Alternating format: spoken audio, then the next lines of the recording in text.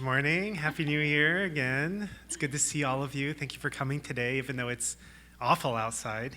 Well, it's actually fairly nice now, but earlier it was really awful. Yeah, it really feels like winter. But yeah, we're excited to welcome New Year and excited to do that together as a community. Today we're going to just share a message on, Adonia has some message on welcoming a new year and some thoughts and perspective on that. And we're going to talk a little bit about our goals from last year and how, progress we were able to make on them, how we feel about them, and then also things we want to focus on for this year as well. So hand it off to you. All right. Hello, everybody. I wanted to share this little quote that I came across the other day, which set me thinking about the new year. And I'll just share that. Turn it on first. There we go. Share this first. There we go. If you choose to not find joy in the snow, you will have less joy in your life, but still the same amount of snow.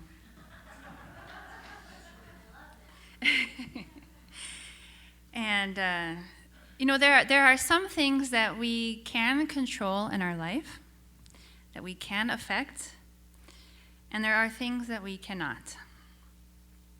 And in the course of this coming year, we will have both. And we don't know exactly what the year will look like. But I want to talk about what kind of attitudes we can cultivate that will serve us in both cases, in cases we can control and those we can't. I'm going to start off with, first, the things we can control. Here's a couple of quotes from our founder, Reverend Moon. In the garden of life, every thought, word, and deed is a seed. Plant with intention and nurture with care, for the fruits of your labor will shape your destiny. The seeds you plant today will determine the harvest you reap tomorrow. Plant seeds of love, kindness, and hope, and you will cultivate a garden of blessings. I really feel like that this is kind of my New Year's message every year. It really resonates with me that the things that I can control are the things that I put into the world. I can't always control the circumstances that come my way, the things that other people say or do, or just the things that might happen in my life. But I can control what I put into this world. And if I plant flowers, if I plant bulbs in the fall, flowers will come up in the spring. If I plant seeds of love, kindness, and hope, not every seed that you plant germinates, but if you plant a lot of them and you take care of them, inevitably, you will see the results of those. So I really feel like that's our responsibility, and that's what we have control over, to do everything in our power to plant good seeds and nurture them well. Build the kingdom of heaven in your own home. If we are constantly sowing goodness, inevitably, goodness will surround and return to us, one way or another. It might feel like the little changes or things that we do can't have a big effect in this world, but little actions can have big results. Here's a quote from Matthew. This is Jesus' words. He put another parable before them, saying, "The kingdom of heaven is like a grain of mustard seed that a man took and sowed in his field. It is the smallest of all seeds, but when it has grown, it is larger than all the garden plants and becomes a tree, so that the birds of the air come and make nests in its branches." Another thing that occurred to me as I was thinking about this is that we can plant seeds and make good actions whether we feel like it or not. Inspiration comes and goes. I have to say, last Sunday, I was feeling really good about how the year had gone. And I was like, I think I'm ready for the new year. And then throughout the course of this week, I started to think about all the responsibilities and things I had to prepare for this year and things that might happen that I didn't want to happen. And I felt a lot less inspired this week. But isn't that what happens? Has any of you ever found inspiration and then just like you were still as inspired as the moment when you had that inspiration? Does anybody live in a constant state of like just joyous bliss? I think that we can have, just like, we just finished this fruits of the Spirit, we can have peace in our hearts. We can have joy in our hearts. I think we can have this deep inside as like a base that we return to, but the emotion of it is just not always there. It won't be. But we don't need to be inspired to speak kind words. We don't need to be excited, to give love to our children. We can do it. It's an action, right? Love and kindness is an action. It doesn't have to come from emotion. It's a stereotypical New Year's thing, right? Everybody makes their New Year's resolutions, and then I think I feel like I've heard about there's a date that people like traditionally give up on them. Like it's like, okay, I did it for 3 days, and now it's okay for me to give up on them. No one's inspired all the time. It just isn't going to happen. But my inspiration level doesn't matter. My inspiration level doesn't have to determine whether I fulfill the responsibilities that I have in front of me. It doesn't determine whether I am kind. It doesn't determine whether or not I take care of others. I can plant good seeds at every opportunity. And as long as we keep doing that, even if we're not feeling it, inevitably they will grow and sprout, and we will see the returns of that in one way or another. So this is what is in our control. Now, on to the next part, the things that are not in our control.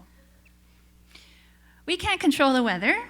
Sometimes it will snow or rain, or we'll wake up in the morning and it will feel like it's 50 degrees in the house because it's 18 degrees outside. We can be grumpy and we can resent the weather, right? Or, like this says, if you choose to not find joy in the snow, you will have less joy in your life and still the same amount of snow. Or we can be intentional and find things to be grateful for. And of course, the weather is just a metaphor, right? I think that we can all relate to this. I know especially for the people who do the shoveling in the snow. Like, I find a lot of joy in the snow. I'm like, oh, it's beautiful. Maybe there's not school this week, or, it's like peaceful, and I love it. But for people who have to do the shoveling and the scraping and have to be out in it without wanting to be, it can be harder to find joy in the snow. But as I mentioned, this is just a metaphor. Sometimes things will happen in our life that we can't control. Sometimes it will snow in our life. Things will happen that we wish we didn't have to deal with. We might get some bad news. Sometimes tragedy happens. And it's natural to be sad or frustrated or angry. I'm not saying with this quote that we should just be happy all the time. But at the same time, we can't live in the space of anger or frustration or resentment or sadness forever. Dwelling on it won't change the situation. The snow is still there. You're just being more miserable in it, right? Less joy in the same amount of snow. However, we can name the things we are grateful for because there's always something to be grateful for. And thank God for whatever blessings we do have and dwell on those. And then they will help us get through tough times.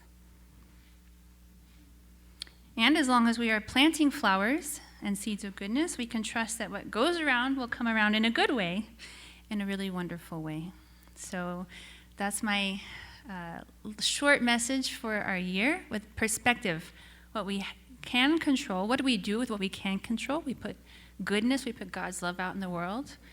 And then the things that we can't control, we can accept and find ways to find God's blessing, God's grace, and God's goodness even in tough times.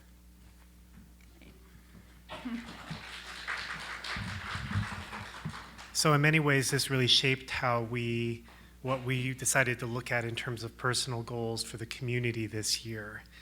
And but before we go into those, we want to go and look back at the goals from last year, because it's important to, if we're going to make goals and just forget about them, then what's the point, right? So we should look back on the goals that we made and be honest about, the progress we made or the progress we didn't make, so that we can do better. And so I'm guessing, because I also kind of forgot about the goals at some point, definitely especially closer to the end of the year. Some of you may be much better than me and remember them very clearly, but in case you don't. Sorry, I did want to share this last quote. I didn't put it on my paper. But I felt that this was a short quote from our founder that kind of demonstrated how to have this kind of attitude of gratitude in difficulty. I have gone through all sorts of experiences, including imprisonment. Yet, looking back, I am grateful to God. God went through all that trouble in order to raise one person, me. All the courses that I went through until now never subtracted from me. Instead, I gained many things. I think it's a really difficult perspective to take, and I think that many people never find that perspective. They feel that things were taken from them, and that difficult things happened, and it's like they feel like they've lost a piece of themselves in every difficult experience of their life. However, with a perspective of finding gratitude and finding God's love in our life, I think we can find that even through difficulties, we can gain a lot. So that's it. I'll turn it back over to Mike. So last year, we had goals to develop our core ministry team and to delegate better, to start a family and couple ministry and find somebody who could lead that ministry, to delegate property management, to find a small groups and education leader, to develop Yami's focus and purpose, to develop comprehensive youth ministry through all ages, and to continue our building improvements and renovations, especially on the outside. So, I think these goals were really good, and we definitely made some progress on them. We recruited Yana to bring her family here, and man, has she been such a blessing to our community. Can we give her a hand?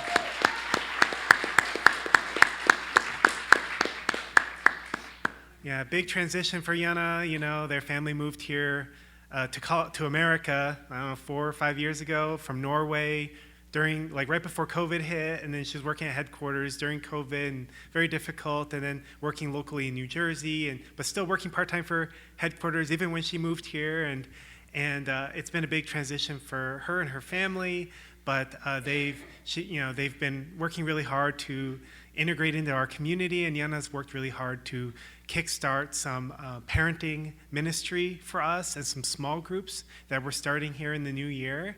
And I'm really excited about what that's going to create in the community as time goes by. We have to figure it out as we go in some ways. But just a quick plug. I hope you all saw that any of you have parents of kids 0 to 18. After service, for 10 minutes, she wants to meet with you to explain the 2 new small groups that are starting. So if you didn't see that announcement, stay for that.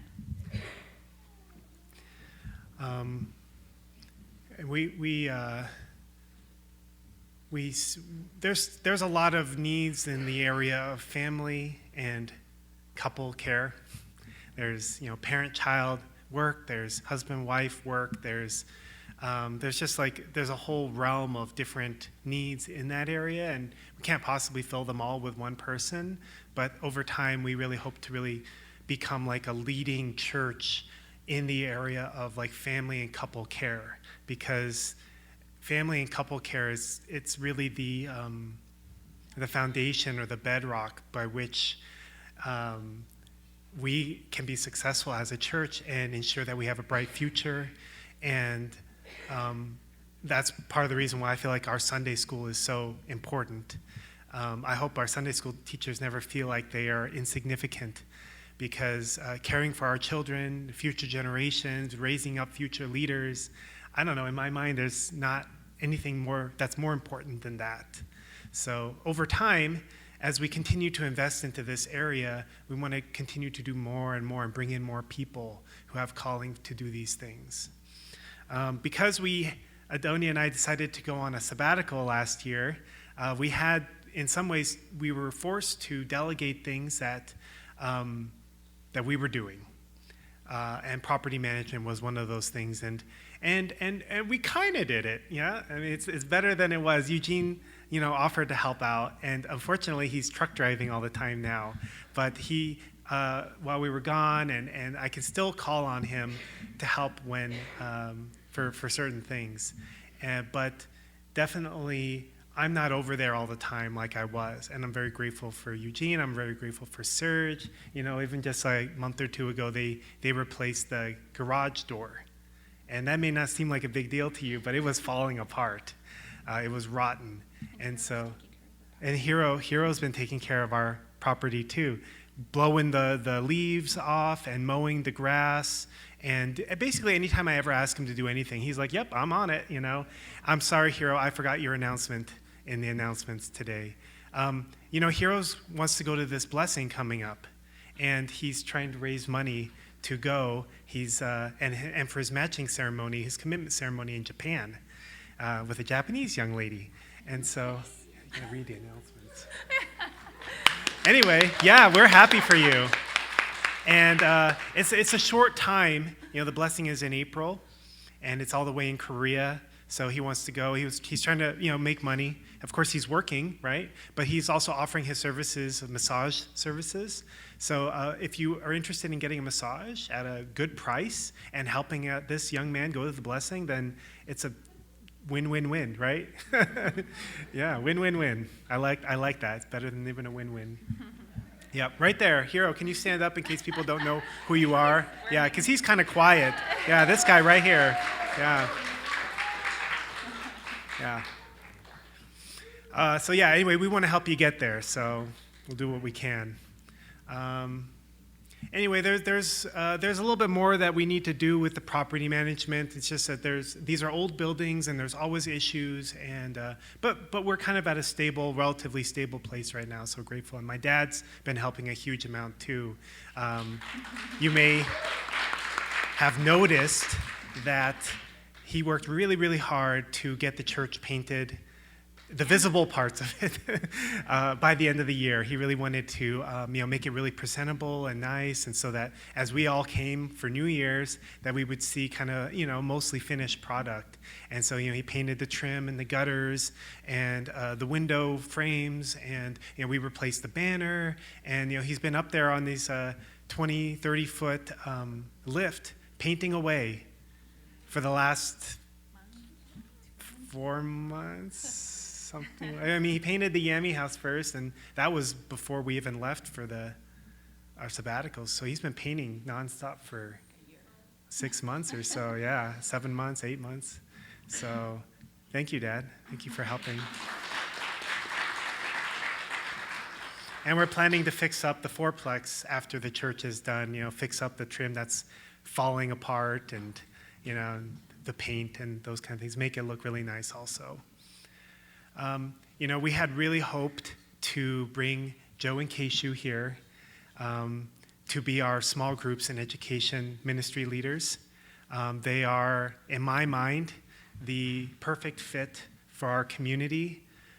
Joe just has such a passion for teaching divine principle and the Bible, and he's very enthusiastic, and people feel his enthusiasm. They just want to soak in what he's saying.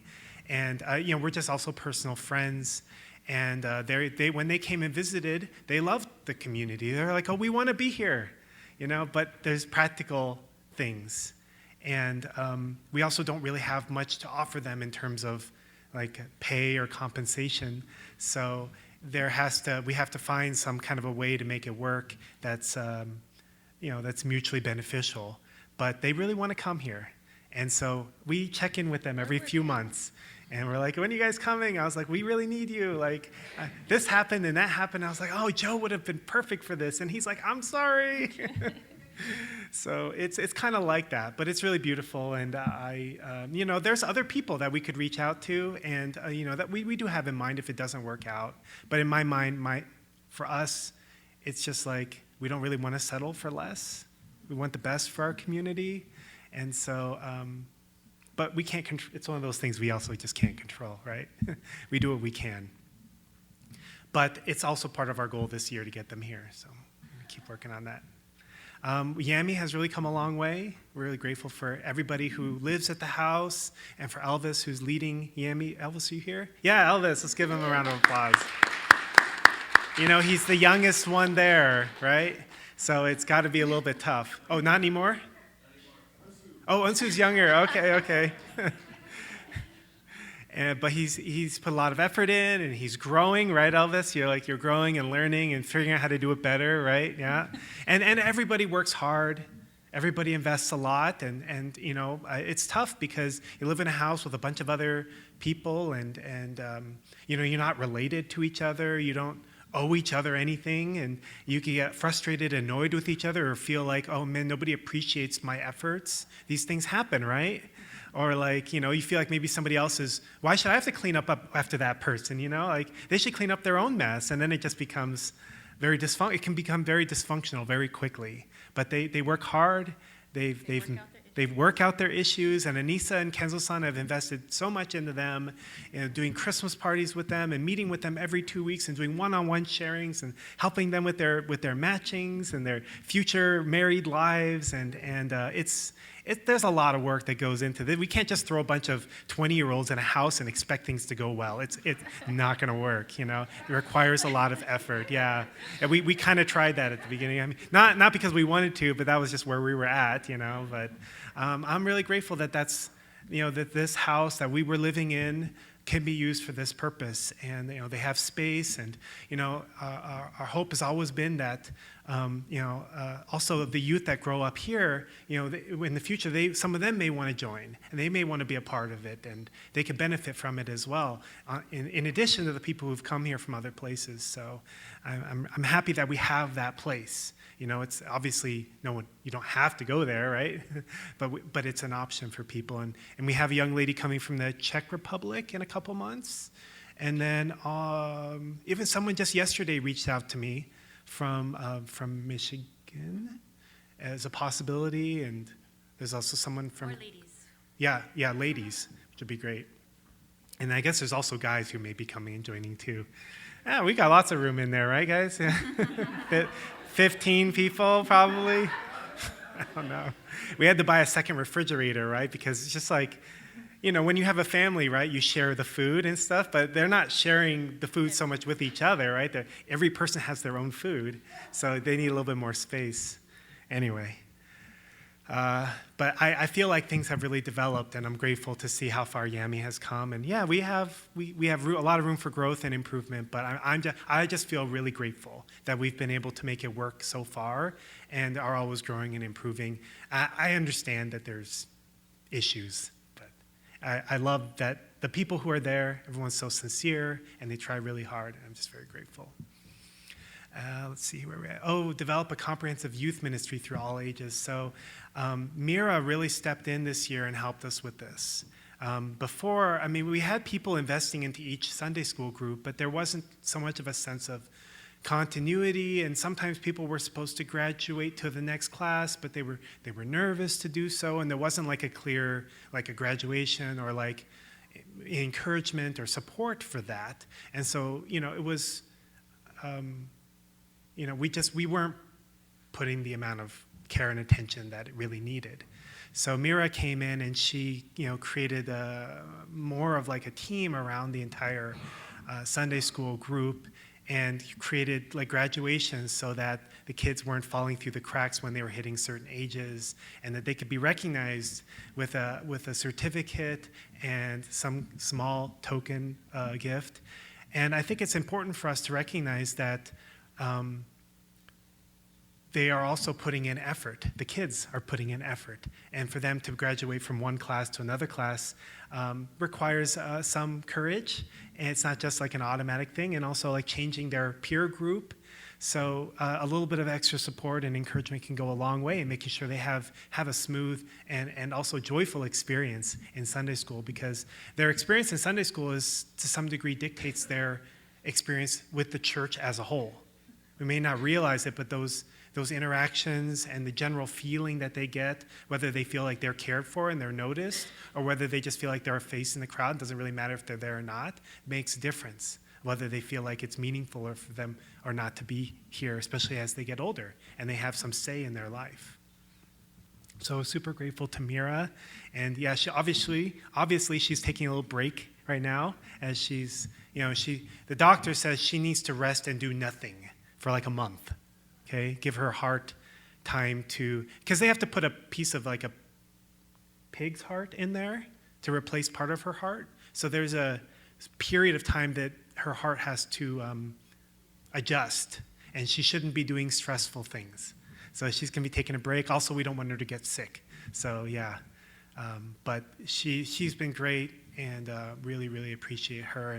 And we have many, many Sunday school teachers who work hard every week. There's also been more meetings among the Sunday school Yeah, teachers. more meetings among the Sunday school teachers, and Mira organized all these WhatsApp groups, and just like making sure that all the needs of the kids are being addressed as best as we can. And we'll do a volunteer appreciation a little bit later. After, we don't want to do it while Mira's not going to be able to come, but maybe in late February or March or something like that, we'll do volunteer appreciation, and especially recognizing Sunday school teachers. I mean, we have a lot of volunteers who do a lot of things, and then on top of that, with Sunday school, really want to appreciate people. And then continued building improvements and renovations. We were able to make a lot of progress with that partly because we got these grant from the Homeland Security, right? The government.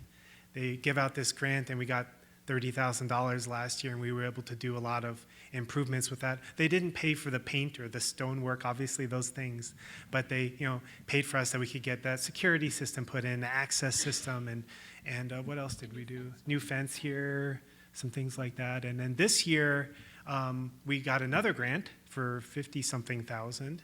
So we'll be using that for doing some other things I'll show you here in a minute. But yeah, Ihor helped us a lot with the stonework, and my dad did the painting. It looks so much better. Oh my God, you have to look at the older pictures, guys. It's easy to get used to the way things are now. But when I look back a year, 2 years, 10 years, we had the overgrown bushes, right? And the trees were hiding the church and everything. It's such a big difference between the 10 years, but even just from a year ago, a really big difference. Fundamentally, it doesn't really change anything within our church in terms of our internal state of mind or being, but I just feel like I feel more proud of our building, and I just feel more inspired to walk up to it, and I hope that it inspires the neighborhood. I don't know. It inspires people who drive by, and they're like, oh, that's a nice church, Maybe I'll check it out. People don't notice. They still don't notice it, yeah. We're getting there little by little, yeah. Yeah, this is a church. Yeah, big sign. Yeah, yeah. It's true, and that's the feedback we've gotten from many people. Oh, I didn't even know this was a church. I didn't know it was here. Yeah, never even noticed. Yeah, no, I get it. Yeah, I get it. All right. So looking at this year, we've got some hopes, dreams, goals for the community. The small groups that Yana has started and the parenting ministry that she started is in its infancy. And when things are in their infancy, we need to give them time. And we need to nurture them. We need to give them space to grow, right? Because just like in a garden, a new sprout can be easily killed, right? It can be easily snuffed out. Oh, Yana, here, do this and do that, and good thing you're here. You got to fix all our problems, right? We're not going to do that. We're going to give her support and encouragement and space to be able to develop her passion of parenting ministry and small groups. And we're gonna be starting 2, and we're going to see how those go. And we're going to develop them, and we're going to help them to mature over time. So I'm really looking forward to that in this year. So it'll be exciting to see what happens. One of the things that we came to recognize that we've really neglected in the last few years is this area of home visits and member care. This is something that, for example, if you go to a Catholic church, they're very big on the priest will come and visit your home. And it's so funny because I remember my grandma would, we would go visit them for Christmas, and she would go on and on and on about how the priest visited their home. Like it was such an honor, such a privilege. I don't know how many people feel that way anymore. And believe me, I don't believe it's a big deal. But part of me also, after COVID and everything, and focusing so much on renovations, it was really easy to feel like, for me personally, I felt like it probably doesn't matter too much what difference does it make for someone to get a visit from somebody like me? Probably, really not a big deal. It doesn't matter if it happens or doesn't happen.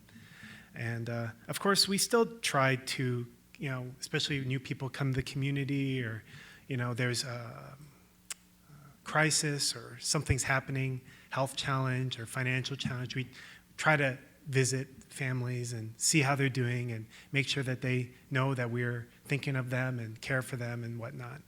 But I think that it's a large community. It's a large-ish community, and there's a lot of people, and it's easy to feel like you're going through your challenges and difficulties alone. Nobody knows, nobody cares, and that's not what the kind of community we want to be a part of and fostering. And then the principle also teaches us that whether I like it or not, or whether we like it or not, God works through able figures. And so even if we don't feel like there's anything particularly special about us or that meaningful about a visit from us, we also recognize that that's something that we can do. And so that's kind of going back to Adonia's message earlier. What can we do to improve our community, to care for the members? And there's a lot of things that we can't control. And frankly, that's a big part of our life. It's just dealing with things that are outside of our control. But one thing that we can control is the amount of time and energy that's invested into making sure members know that we are with them and that we are aware of the things that are happening in their life and that we care to know those things. So this year, we're going to be focusing a lot more on home visits. We're going to be focusing a lot more on proactively reaching out. And everyone I visited recently has been like, hey, so what did you want to talk about? Is there anything specifically? I was like, nope, it's not like that. It's just, I just want to check in to see how you're doing. I don't need anything from you. There might be something, I don't know. But try to keep those things separate, right? But for the most part, we just want to check in on people for the sake of checking in on them. And maybe through that process, they can experience something good, some God's love coming through us, or just a listening ear for the things that they're dealing with in their life, and just know that they're not alone. And we do have a larger-ish community, and there's many people here that there's many people in our state that we visit that don't even come to church. So it's kind of a lot sometimes. So a lot of times people say, oh, I know you're so busy. Many people say that, right? Oh, thank you for taking a few minutes out of your busy schedule. And I just want to say that you don't have to say that. Or at the very least, even if you think that, don't let that stop you from reaching out and being like, hey, I'd like to get together. I have some things on my chest, or hey, it's been a while. I'd love to have you over, and not to prepare anything special. Don't need anything. Maybe some glass of water or something like that. But just to spend some time and get to know each other better and catch up on life. That's what we'd like to do. Originally, after our sabbatical, we were thinking, oh yeah, we want to have these big gatherings. But then we realized we're introverts. We don't like big gatherings. Like, it's not easy for us to organize big gatherings, even though we've done many of them. But we actually feel a lot more comfortable in our home or in your home, just sharing some tea and talking one-to-one or family-to-family or something like that. And there's other benefits of that too. Like if we bring our kids and you have kids, they can spark a friendship or just get to know each other a little bit better or something like that, which is hard to do in a big environment where there's like 100 people running around. So even if you don't hear from us in the near future, just reach out to us. It's going to be hard to cover everybody quickly. It's not going to happen quickly. But we're really going to invest a lot more time and energy this year on home visits and member care. So as I mentioned before, Joe and Keishu, if you're listening to this recording, you know that we want to have you guys here. And that we're going to keep working on them this year. If you haven't met Joe and Keishu, I hope we have an opportunity to invite them out again maybe this year to do a workshop or something, because they're just fantastic people. Keishu's been going to a local, like kind of a mega church in their area, and has been participating in like small groups and also small groups training. So she's learning how to run small groups so that she can run one somewhere. Here. Well, wherever they go. But we're fairly set on them coming here. But you just never know what's going to happen. So we're going to be focusing on that again. I really feel that this is like a critical piece our community will benefit so much from. It will help us to move to a new level in our convictions, in our own faith, and our understanding of things, opportunity to ask difficult questions, but also for our youth and for our future leadership and for our own well-being. It's going to be a really big deal. So working on that. Next is to continue to develop our youth ministry through all ages. It's kind of an ongoing process, something that, and I mentioned before, it's a really big deal. It's something that requires a lot of care, and everybody is a volunteer.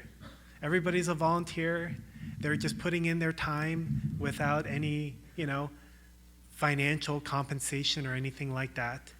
And it can be discouraging sometimes, don't you think, to do youth ministry? Like sometimes people don't appreciate your effort. Sometimes kids don't, the children may not find your lesson or your message interesting. But, we keep investing the love and the care and the hope that they really can feel that, even if they don't always understand everything that they're being taught. And then lastly, we got some more grant money this year. And so we're going to be focusing on some things. I'll show a picture in a minute. But we want to continue to make our buildings look nicer. And also, we're rezoning the building. If you don't know what that means, it means that every lot in the city, in any city, has a designation, right? So our designation is GRH3, which means General Row Home 3-story. So all these row home houses that are going up that are 3 stories, that's the zoning. So you can build row homes or residences that are 3 stories tall. We are trying to rezone so that potentially, if we decide, this is a big if we decide to sell the building in the future, it will have more value because it will be zoned that a developer could come and put like an 8-story apartment building on it or something like that. Now, whether we actually do that or not, I don't know. But rezoning means that a company won't have to go through that process. It makes our property more valuable. So we're doing that. Alex has been doing it. He's in Las Vegas at a workshop this weekend, but he took that project on. Very grateful to him. And we're just going to continue to do the renovations this year. So as you see every week, you probably ignore it now because it's been there for like 3 years, this board, right? So this year we have, we already got the money for some projects. So we're going to be replacing a bunch of windows. And this retaining wall that you see right on the side there, that right now is just kind of like a hill of dirt and weeds, that's going to be put in. We already have the money. We already got the bids. It's all ready to go. We're just waiting on approval from the grant. It's complicated. We have to do like a FEMA thing, and it may take up to 3 or 4 months for them to get back to us. Anyway, but there's a new retaining wall going in there, and also like that black fence that we have here is going to be one on top of that. So that's going to go all the way around to the alleyway, and then we're putting in 2 big, what do you call them? Like lamppost things? Yeah, like commercial lampposts in the parking lot to make it nicer in the nighttime because it's a bit creepy. And right now, the front doors, they don't have the access system, so there's no way to, if they're locked, you can't get in very easily. And also sometimes we forget to unlock them. It's not good. So, we remember to unlock them, we forget to lock them later. So that's not good. So normally these are not things that we would spend money on because we're like on a tight budget. We don't have 10 grand to spend on electrifying doors. Like no one's going to feel okay about that. But because we're getting these government grants for security improvements, then we're investing into these things, which will hopefully make our church safer and better.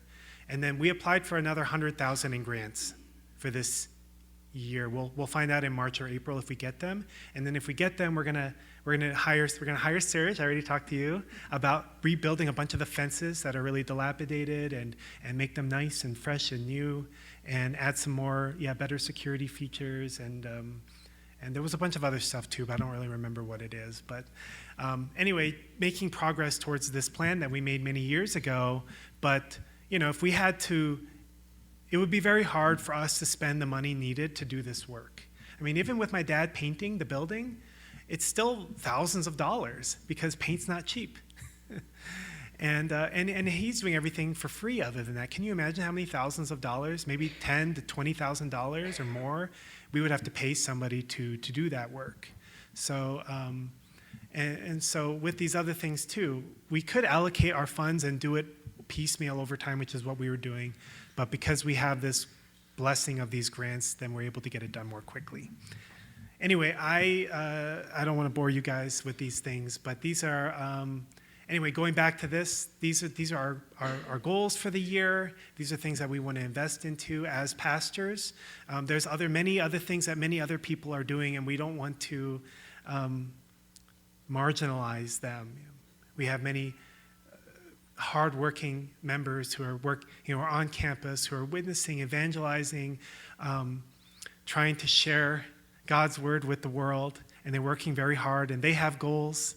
And we have many people who are working and doing many things, like Reverend Galame still faithfully doing the food bank all these years. How many years has it been now, Reverend Galame? 12. You haven't been keeping track? No, you sure? Okay. Well, he did it a while ago, right? And then we kind of took over, and then it's been through many versions of people. It's been a long time. And so he's still going every week, loading up his van with 1,000 pounds of food, It's got to put some stress on, 11 years, yeah. And it's a huge asset to the community, but we just come on Sunday and we see all the food. Oh, goody, it's food. But then there's so much work involved to go and pick it up. Sometimes the weather's not good, And then he has to drive it here and then unload everything and then load everything into the food bank. And, stuff goes bad. You got to throw it away. You got to clean it up. There's all these things. So, yeah, we also don't want, just if we didn't mention your efforts, it doesn't mean that we don't care or we don't notice. We just, thank you, Peggy. Thank you, Peggy, so much. Peggy's been doing the food bank as long as it's been a thing. Yeah, so years. I know. It's a lot of work. All right, so I didn't really make a plan on how we were going to wrap this up. The end. And I think that as we also focus on the member care and home visits, we'll become a little bit more aware of maybe some other things that we need to invest more energy and time into that we haven't been investing into so much. So I think that we'll add some things on as we go, but I think that's where we're at for now. So thank you for being patient. And also, I just want to say that if you feel like you haven't gotten a visit from us and you were wondering what the heck, I apologize, and please let me know. And I'll offer a prayer. Finish. Dearest Heavenly Parent, thank you so much for allowing us to welcome in a new year. And I really hope and pray, Heavenly Parent, that as individuals, as families, and as a community, we can welcome the year together, that we can support each other, we can encourage each other, we can be a blessing in each other's lives, that we can be a part of making this year great, that we can be a part of making this year new beginnings in different areas of our life. And when we are going through some hardships or difficulties, that we can be there for one another, Heavenly Parent, and also that we can do our best to build the kind of community and family that draws your presence into it, Heavenly Parent. We really want you to be involved in our lives. We want your presence and your touch to be in our families and in every decision that we make and everything that we do, Heavenly Parent. We thank you for bringing us this far, Heavenly Parent, and we're grateful for the things that are a part of our life today, Heavenly Parent, that we don't always recognize, Heavenly Parent. We don't always express our gratitude. But Heavenly Parent, drawing in the end of the year, Heavenly Parent, we just want to say thank you. Thank you, and we just pray for you to be with us from here on. I offer this prayer in our names, bless Central Families. Amen and Aju. Thank you.